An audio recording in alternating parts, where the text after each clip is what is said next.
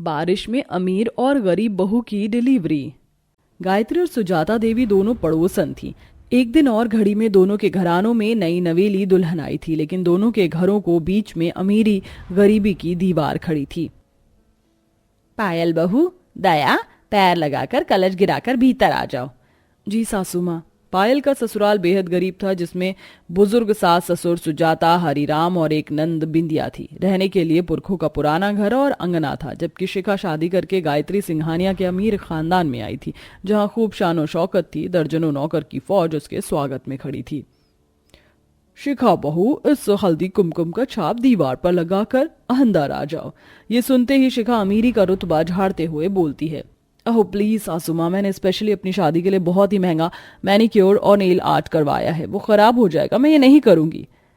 पर शिखा बहू, हल्दी तो सबसे शुभ रंग होता है, ये रस्म तुम्हें करनी होगी, तुम इस घर की खानदान की बहू हो।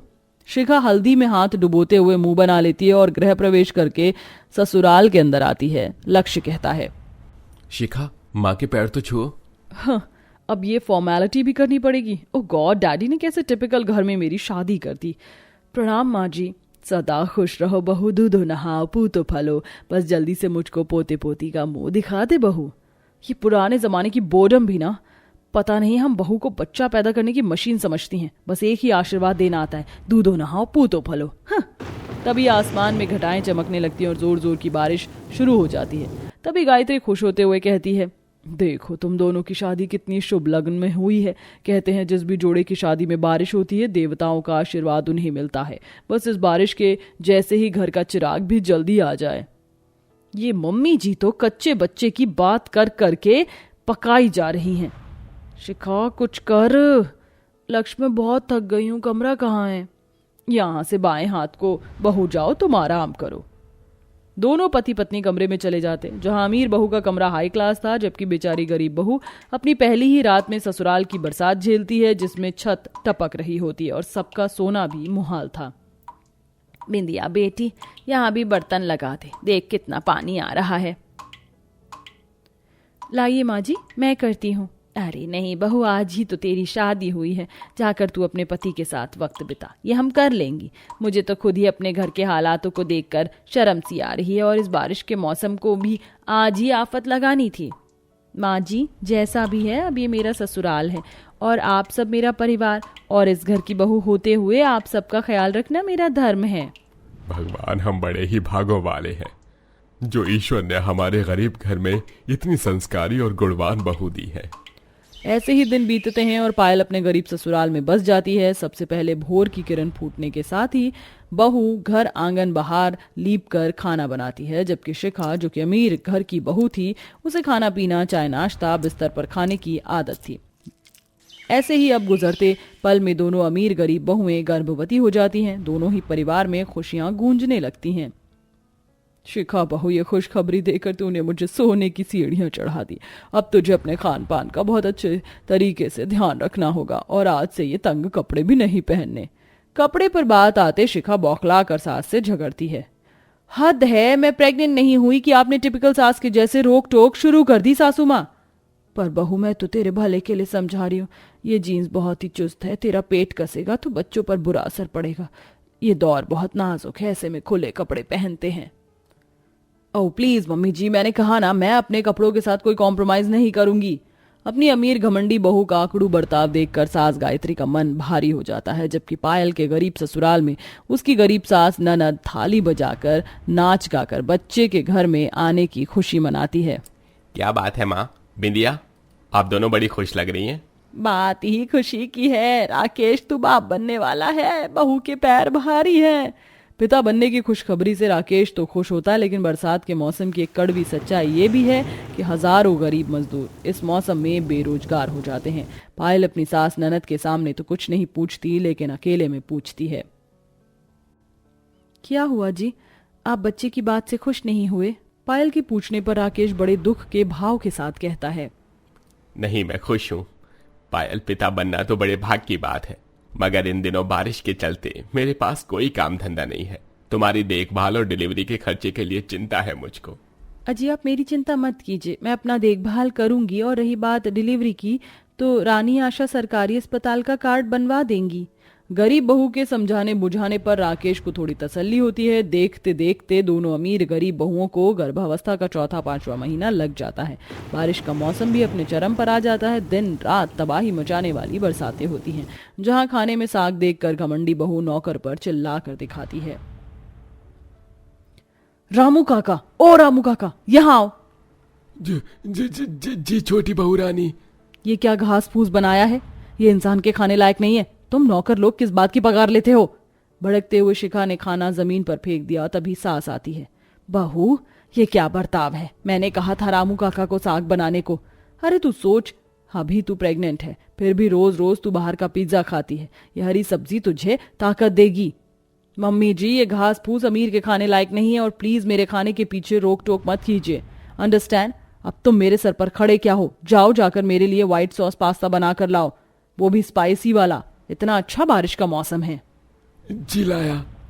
शिखा हर बात में केवल अपनी मनमानी करती, अपनी पसंद का उल्टा सीधा खाती और ज्यादातर तो ऑनलाइन डिलीवरी से खाना मंगवाती। जबकि गरीब बहू बरसात में काम ना चलने के कारण नमक रोटी खाकर गुजारा कर रही थी, जिससे गरीब ससुराल वालों को दुख भी लगता है। भगवान, ऐसा गरीबी भरा दिन किसी गर्भवती को मत दिखाए।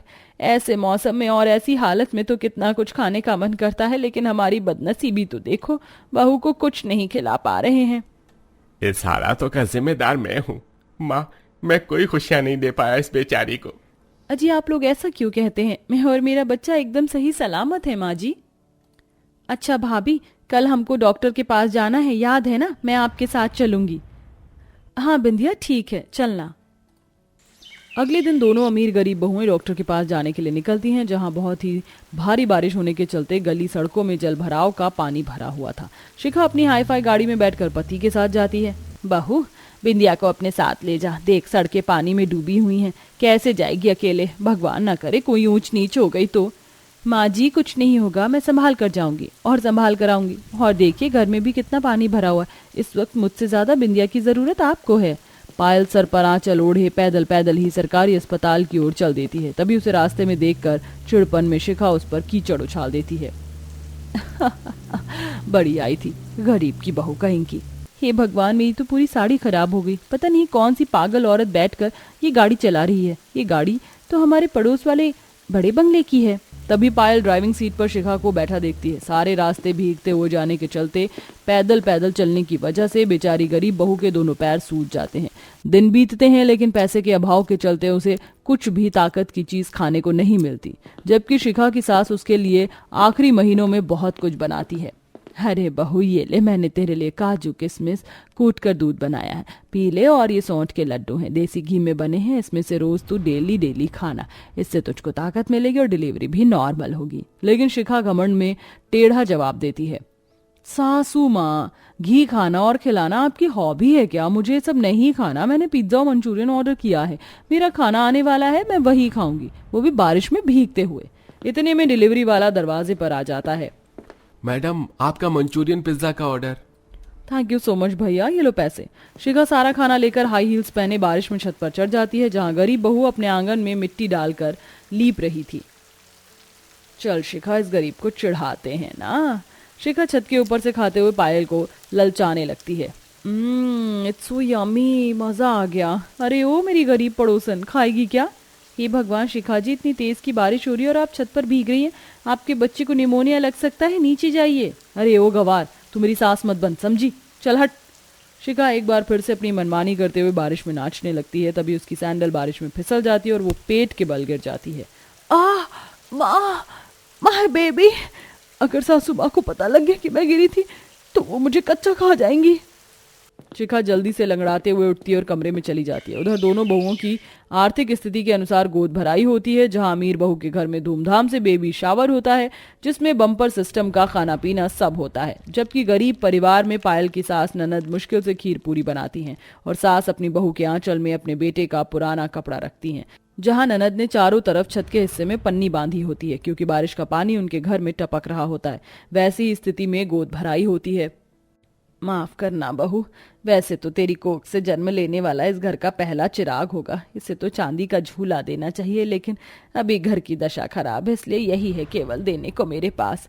छलकते आंसू से पायल ने कहा। माँ जी, मेरी संतान के लिए इससे बड़ा तोहफा और क्या होगा। बहू तो खुश तो है। हाँ माँ जी, मैं बहुत खुश हूँ।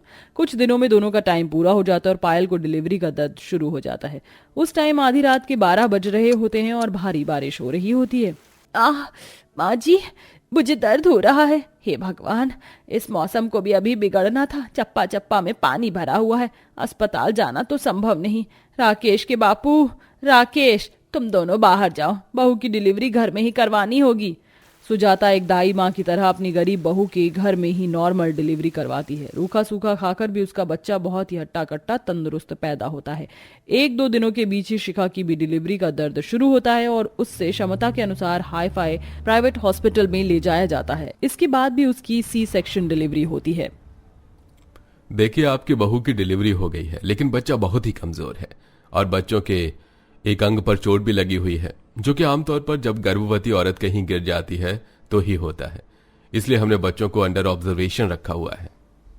ये सुनकर शिखा को अपने बच्चे के लिए बहुत दुख लगता है। उसकी आंखों से पछतावे के आंसू पानी की तरह बह रहे होते हैं। देख लिया तूने बहू, हम इतने पैसे वाले हैं, इसके बावजूद भी तेरा बच्चा कितना कमजोर हुआ है। तेरी लापरवाही के चलते आज वो नन्ही सी जान शीशे में है। माँ जी, मुझे माफ कर दीजिए। उस दिन मैं छत में गिर गई थी और डर के मारे नहीं बताया। मुझे सभी ने समझाया। काश मैंने आप सबकी बात मान ली होती। काफी दिन के बाद शिखा और उसका बच्चा घर लौटते हैं, जिसके बाद वह अनबन को भुलाकर पायल से सारे गिले मिटा लेती है और खुशियों भरी शुरुआत करती है।